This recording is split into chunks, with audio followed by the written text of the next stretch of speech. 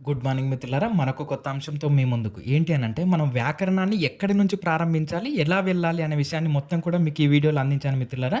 So, చూస్తే మనకు ప్రపంచంలో 7,000కు పైగా భాషలు కలవు. ఈ 7,000కు పైగా ఉన్నటువంటి భాషలను 141 భాషా కుటుంబాలుగా వర్గీకరించారు.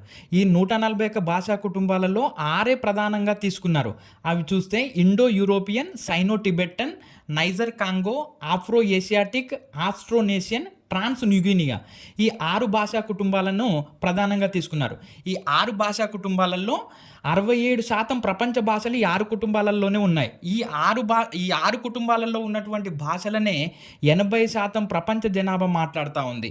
మరి మన భారతదేశంలో తీసుకుంటే ఎన్ని భాషా కుటుంబాలు ఉన్నాయంటే ఈ 141లో చూస్తే 4 ఉన్నాయి. అందులో ఇండో యూరోపియన్ లేదా ఆర్య భాషా కుటుంబం, 2 ద్రావిడ భాషా కుటుంబం, 3 నిషాద లేదా ఆస్ట్రిక్ భాషా కుటుంబం, 4 సైనో టిబెటన్.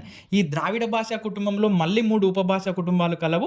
అదేంటి అనంటే ఉత్తర ద్రావిడ, మధ్య ద్రావిడ, దక్షిణ ద్రావిడ. మన తెలుగు భాష మధ్య ద్రావిడ అనే ఉపభాషా కుటుంబానికి చెందినది. మరి చూస్తే ఈ భాషలో ప్రధానమైనటువంటి అంశము ఎక్కడ మూలం తీసుకోవడం అంటే ధ్వని. అంటే మనము మాట్లాడేటటువంటి వాగేంద్రియాల నుండి పుట్టినటువంటి ప్రతి శబ్దము కూడా ధ్వని అవుతుంది. ఈ వాగేంద్రియాలు మళ్ళీ మనకు 3 రకాలుగా ఉంటాయి: స్థానం, కరణం, ప్రయత్నం. కదలిక లేని అంటే వాగేంద్రియాలలో కదలిక లేనటువంటి భాగాలను స్థానమని, కదలిక కలిగినటువంటి ముఖయంత్ర భాగాలను కరణమని, ఈ స్థాన కరణాల స్పర్శ వలన బయటికి వచ్చేదాన్ని మనం ప్రయత్నమను అని అంటాము. ఈ ధ్వని మనకు 2 రకాలుగా ఉంటుంది: నిర్జీవులు చేసే ధ్వని, సజీవులు చేసే ధ్వని. నిర్జీవులు చేసేటటువంటి ధ్వని వలన మనము కారణాన్ని తెలుసుకోవచ్చు.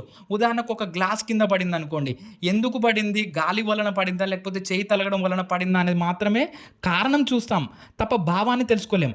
అదే సజీవులు చేసే దాని వలన మాత్రం మనం భావాన్ని తెలుసుకోవచ్చు. ఇందులో ఉదాహరణకి ఏంటంటే, ఒక కుక్క అరిచిందనుకోండి, కుక్క మొరిగిందనుకోండి, అంటే ఎవరైనా కొత్త వ్యక్తి వచ్చారేమో లేకపోతే ఏదైనా చూసిందేమో అని మనం భావాన్ని అర్థం చేసుకోగలం. మళ్ళీ సజీవులు చేసేటటువంటి ధ్వనిలో 2 రకాలుగా ఉంటుంది: ప్రధానమైన ధ్వని, అప్రధానమైన ధ్వని. అప్రధానమైన ధ్వని అంటే ఏంటంటే, ఇది అర్ధరహితంగా ఉంటుంది. ప్రధానమైన ధ్వని అర్థవంతంగా ఉంటుంది. ఇందులో మళ్ళీ మనం కొంచెం ముందుకెళ్తే ధ్వని పరిణామం ఉంటుంది. అంటే ధ్వనిలో ఎలాంటి మార్పులు వచ్చాయి కాలగమనంలో అనేటటువంటి విషయాన్ని మనం ధ్వని పరిణామం అని అంటాము.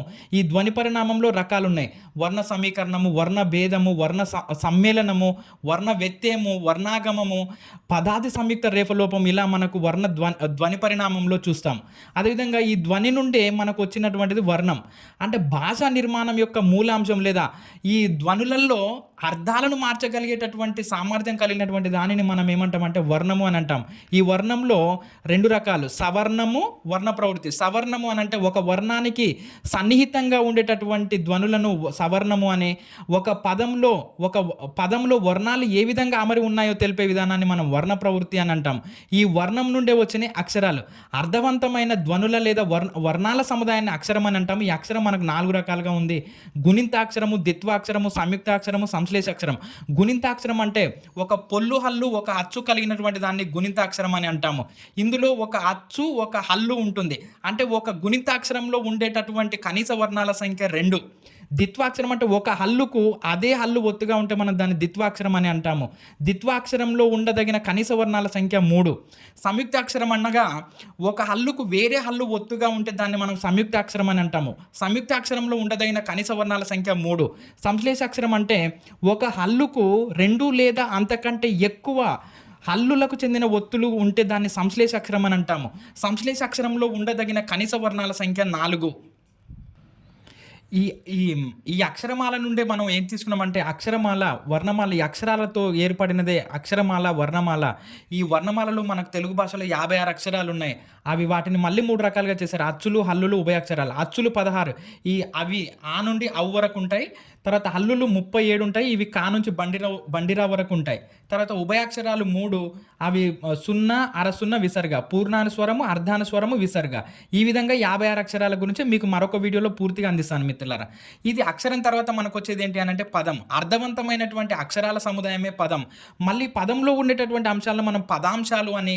ఈ పదాంశాలు మనకు 2 రకాలు: ప్రకృతి, ప్రత్యయము. ప్రకృతి అంటే ఏంటంటే స్వీయ అర్థము కలిగిన దానిని ప్రకృతి అని, స్వతంత్ర అర్థము లేని దానిని ప్రత్యయం అని అంటాము. నేను ఒక పదం తీసుకున్నాను చూడండి, ఉదాహరణకు తిన్నాడు. తిన్నాడులో రెండు పదాంశాలు ఉన్నాయి.